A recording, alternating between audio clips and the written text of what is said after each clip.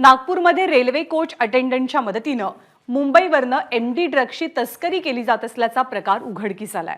गुन्हे शाखेच्या पथकानं नागपूरच्या अजनी परिसरातनं आतिश बागडे आणि गौरव कटारे या दोघांना या संदर्भात अटक केली आहे। दोघांकडेही 241 ग्रॅम एमडी ड्रग्ज आढळलं। त्या प्रकरणातील सूत्रधार विशाल मेश्राम आणि विक्रांत मेश्राम हे दोघेही सध्या फरार आहेत।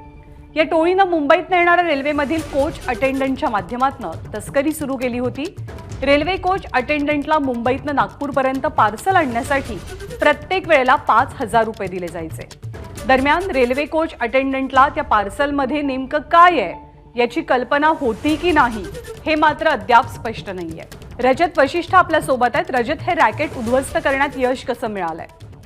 ज्ञानदा, पोलिसांना गोपनीय माहिती मिळाली होती आणि त्याच्यानंतर अजनी परिसरामध्ये सुरुवातीला 2 तरुणांना अटक करण्यात आली आणि त्यांच्याकडून 241 ग्रॅम एमडी मिळाली आणि पुढे त्यांच्या चौकशीमध्ये हा संपूर्ण रॅकेट जो आहे तो उघड होत गेला।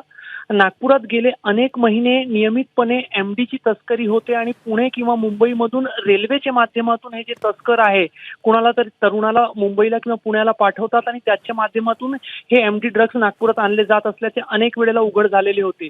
मात्र या टोळीतील सर्व सदस्य आता पोलिसांच्या रडारवर आहे। पोलीस सर्वांना ओळखतात आणि वारंवार ते पकडले जातात।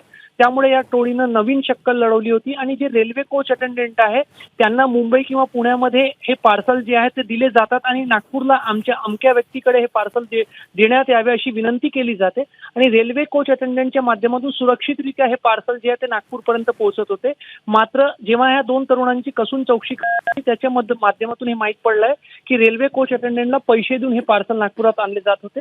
सध्या पोलीस या प्रकरणाची चौकशी करत आहे आणि पुढे या टोळीतील जे फरार सदस्य त्यांना अटक झाल्यानंतर याचा आणखी खुलासा होण्याची शक्यता आहे। धन्यवाद रजत या सगळ्या माहितीबद्दल। एबीपी माझा, उघडा डोळे बघा नीट।